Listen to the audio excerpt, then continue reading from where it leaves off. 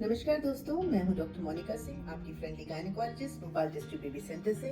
आज जानते हैं एक बहुत ही महत्वपूर्ण और सेंसिटिव इश्यू पे चर्चा, और ये है कि क्या लेडीज की सेक्स ड्राइव मेनोपॉज के बाद या माहवारी जाने के बाद कम हो जाती है। ये देखा गया है कि जो शादीशुदा जोड़े होते हैं यंग एज में 20s में 30s में, इनका जो फ्रीक्वेंसी ऑफ इंटरकोर्स रहता है ये 3 से 4 बार सप्ताह में रहता है। मतलब 3 to 4 टाइम्स ये फिजिकल रिलेशन बनाते हैं एक वीक में, महीने में 10-12 बार। और इसी में इनका फैमिली बढ़ती है, प्रेगनेंसी होती है, बच्चे होते हैं, डिलीवरी होती है, और ये सब चीजें भी चलती रहती हैं साथ में। और फिर आता है 40 के बाद का दौर। 40 के बाद के दौर में लेडीज की शरीर में कुछ चेंजेस होते हैं, जिसकी वजह से उनके हार्मोनल चेंजेस होते हैं, मूड में कई बार स्विंग्स होते हैं, मूड स्विंग्स होते हैं, इरिटेबिलिटी, डिप्रेशन, एंजाइटी होता है।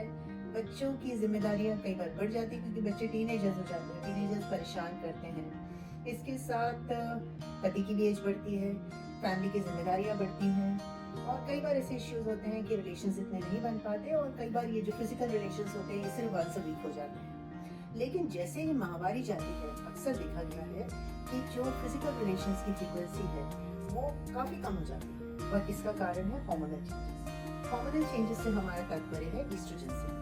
लेडीज की बॉडी में ईस्ट्रोजन बनता है ओवरी से, और जैसे ही मेनोपॉज होता है ओवरीज काम करना बंद कर देती है। ओवरीज जब काम करना बंद कर देती हैं तो ईस्ट्रोजन का सिक्रीशन भी कम हो जाता है। ईस्ट्रोजन के सिक्रीशन कम होने की वजह से जितने भी ऑर्गन्स बॉडी के हैं जो ईस्ट्रोजन से संबंधित हैं, जैसे कि यूट्रस, यूट्रस की लाइनिंग, वेजाइना, वेजाइना की लाइनिंग, बॉडी के सारे टिश्यूज, हेयर फॉलिकल्स, स्किन, यहाँ तक कि बोन्स अफेक्टेड रहते हैं, क्योंकि ईस्ट्रोजन नेसेसरी है इन सब चीजों के टिश्यू डेवलपमेंट के लिए, इन टिश्यूज को स्वस्थ रखने के लिए। वेजाइना में एट्रोफी होने लगता है, वेजाइना में जो नॉर्मल फोल्ड्स होते हैं वो गायब होने लगते हैं, और वेजाइना थोड़ी संकुचित हो जाती है।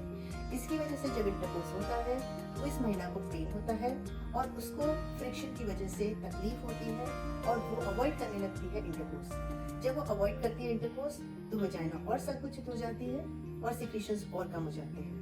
इसके साथ साथ जो नॉर्मल एसिडिक पीएच वेजाइना का होता है तो एल्कलाइन में बदल जाता है जैसे जैसे एज बढ़ती है, और इसकी वजह से भी infection, urinary infection, vaginal infection और वेजाइना में ड्राइनेस की चांसेस ज्यादा रहते हैं। इसमें लेडीज का मूड स्विंग्स भी बहुत होते हैं। महीना जब जाता है, माहवारी चली जाती है, तो लेडीज को ज्यादातर एंजाइटी, डिप्रेशन होती है, चिंताएं घेर लेती हैं, शरीर में थोड़ा दर्द, जोड़ों में दर्द, तकलीफ, या तो कमर में, नीज में, इन सब चीजों के चलते वो इतना इंटरेस्ट नहीं ले पाती सेक्स में जितना कि कम एज की महिला का रहता है। इसका ट्रीटमेंट हो सकता है, सबसे पहले आप माहवारी जाने के बाद आप अपनी हेल्थ के प्रति सजग रहिए। आप अपने आप को इम्पोर्टेंस दें, अपना ध्यान रखें, अपनी डाइट का, अपनी एक्सरसाइज का, वजन ना बढ़ने दें। वजन बढ़ने का सबसे ज्यादा प्रमुख कारण है कि जो आप खाना खाते हो वो मेनोपॉज के बाद उसकी रिक्वायरमेंट जस्ट आधी हो जाती है।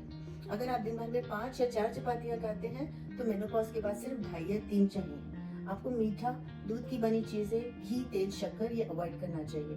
फास्ट फूड से बचना चाहिए। इसके अलावा आपको नियमित दिनचर्या अडॉप्ट करनी चाहिए।